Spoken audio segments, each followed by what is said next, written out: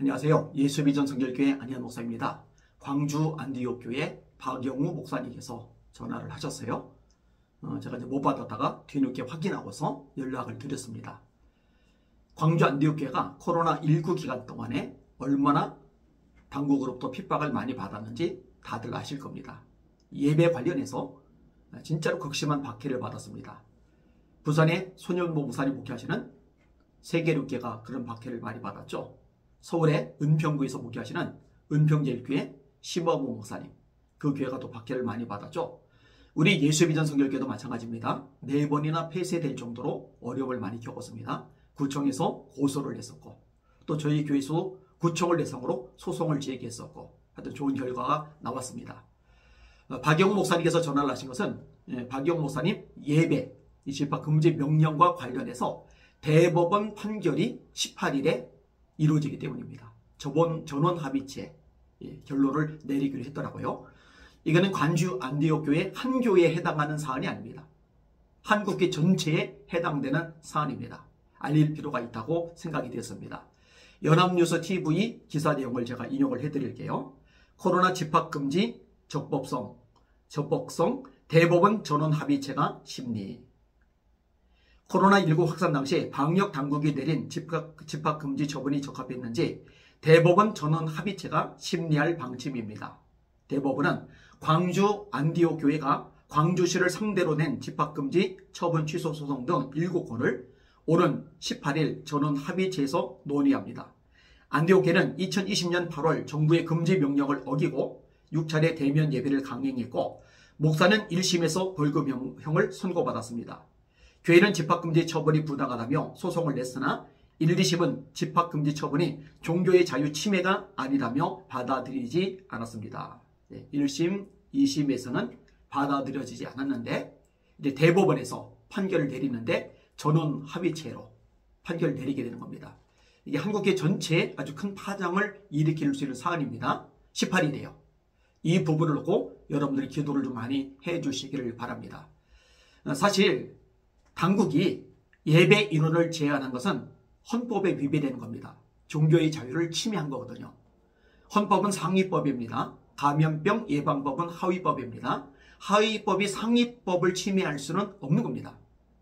왜 대한민국은 미국처럼 대법원에 의해서 제대로 된 판결이 나오지 않는지 참 안타까운 마음이 가득합니다.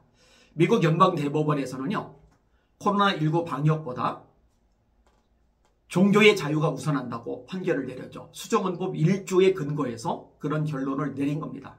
그래서 피해를 입었던 교회들에게 예배 인원 제한했던 주에서 피해 보상을 하기도 했었거든요.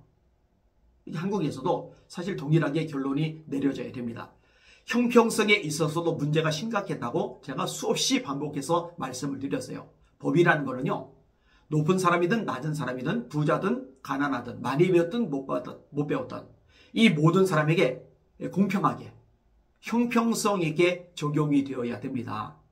그런데 이 집합금지 관련해서는요, 전혀 형평성이 맞지를 않았어요. 지난번에 국회에서 코로나19와 예배 자유라는 주제로 세미나가 열렸거든요. 이때 손현보 목사님이 나와셔서도 그 얘기를 했어요.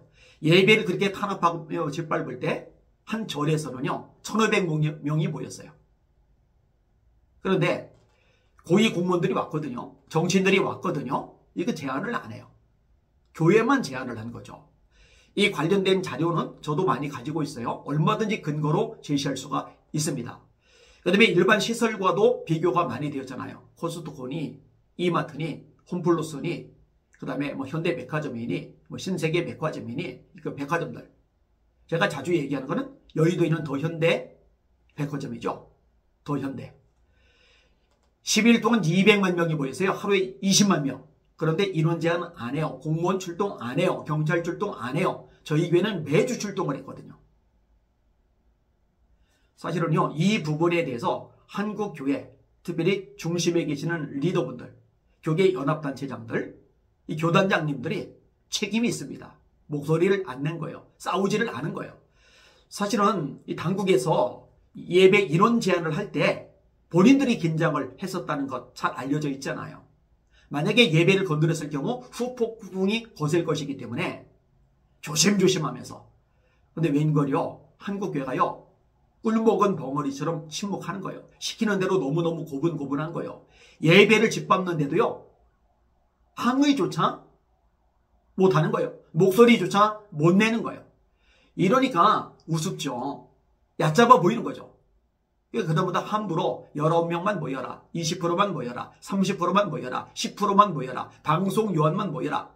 완전히 자기들 멋대로 한 거죠. 서울시에서는 성경 뒤에다 배치하지 말아라, 찬송도 배치하지 말아라, 속으로 몰지 말아라, 큰 소리로 찬송 부르지 말고 기도하지 말아라.